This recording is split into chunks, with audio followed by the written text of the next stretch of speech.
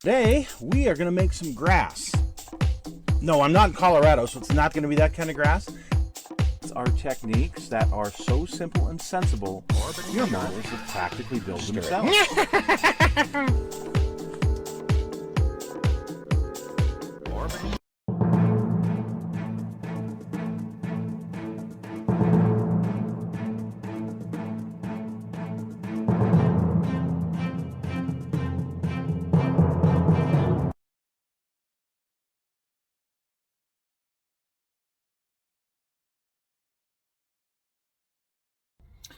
Hello folks, it's Mad Dog Mervin. Welcome to the Kit Hoarder Stash. Today we are going to review a ship model, and this is one of those big sailing ships. It's it's one that I never knew existed, believe it or not. So many years ago as a youth, I had one of those big Constitutions, the 196 scale Constitutions. In fact, you can see a hull here from one that I've got that I'm currently working on. And they are huge. They're big, wonderful ships. And years later, I got one of the Cuddy Sarks. Again, similar in scale and huge. Big because on the side of the box of one of those old Constitution kits, it talks about an English man of war. And it gives the old kit number. Because Revell used to have like a 4-digit kit number way back in the day, or maybe it was a 3-digit number. I can't remember, but it was different than it's ever been. And this was the old kit. So I looked at it and I looked it up, and sure enough, it's a kit that you could get on eBay for a lot of money because it's an older kit. But it just so happens that Revell of Germany has re-released the kit, and it is an English man of war. So that's from the 1600 period of time. It's got several of the aft decks and lots of cannons. Yes, this is definitely one I want to get. So I went ahead and purchased it. Again, it's fairly expensive, but considering the other ones I got really cheap, the other Constitutions I got really cheap, it's going to work out great. So today we're going to look at that man of war. I'm really surprised at how simple as far as the construction goes, but of course with all of these ships, these sailing ships, there's a lot of rigging to have to do if you really want to get into it. So let's get into it. Let's look at this English man of war in 196 scale. Attention on deck. So here is the box, and it's a very large box, so getting it shipped, of course, this is going to cost a few dollars, but once you open the box, right on top you've got the sails. They're the plastic blown sails. There's actually two of these, so you've got all of your sails on there. They look very nice for plastic sails.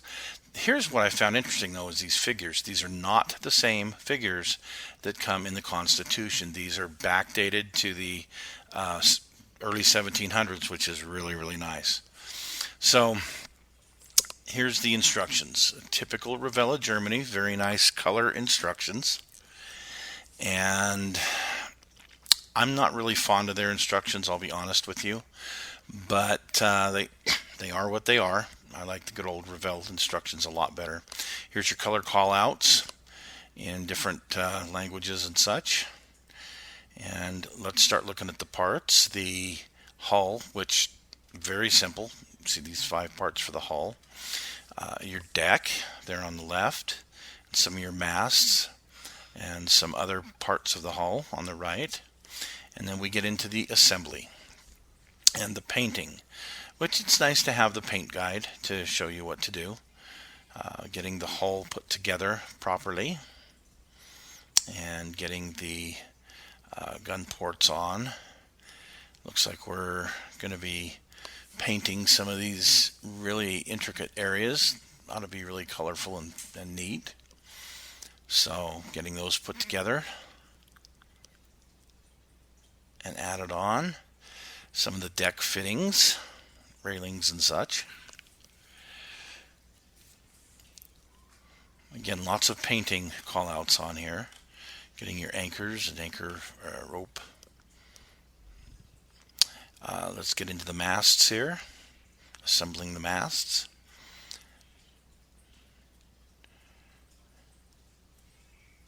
They are fairly simple, but they are a little bit fragile. That's the only thing I noticed about them.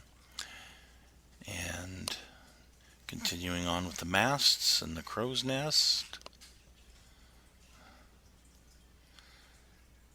And you can see placing those. And then some of the little things that we're going to have to start doing with the rigging, which I'm not looking forward to on this. But looks like the assembly part goes together pretty fairly easy. So it's just going to be that rigging that's really going to be, yeah, a chore. I mean, I have big fat fingers, so it's not easy to tie a little teeny thread. But at least it's got good instructions on where they all go and how they need to look, how they go on there. So that's good. If I ever get around to it, I'll definitely build it, but I don't know about rigging. We'll see.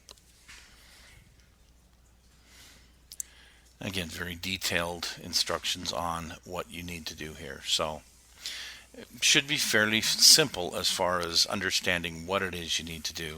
It's just the time that it's going to take to rig it. So here we are assembling the lamp on the aft end. There's only one, which is interesting. So I'm going to wind up casting that, I think, using that on some of my other ships. And again, more rigging. And more rigging. And more rigging. And more rigging. And a little more rigging. Getting some decals on the sails. They look kind of interesting. And getting the sails on. And properly rigged.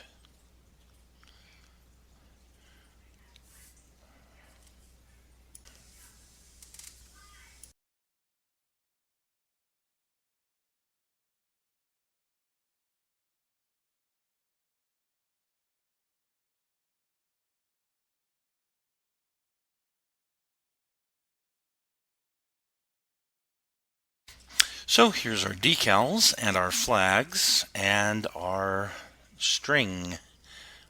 There's a lot of string. Holy cow. Well, there needs to be. Here we are with the plastic rat lines, which is nice. The hull, here's what it looks like, and the detail on the wood is just superb. You notice there's not a lot of flash on here.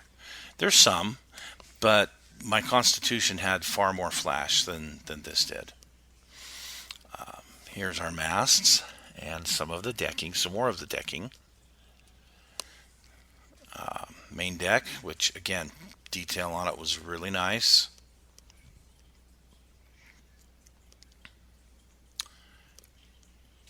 Looks like we got the bow, the crow's nest, boats, and here we have some more boats and cannons, parts of the crow's nest, and that's it, folks. Well, hope you enjoyed this. We're going to get building it, and we'll keep you posted on how that goes. Thanks for joining us today.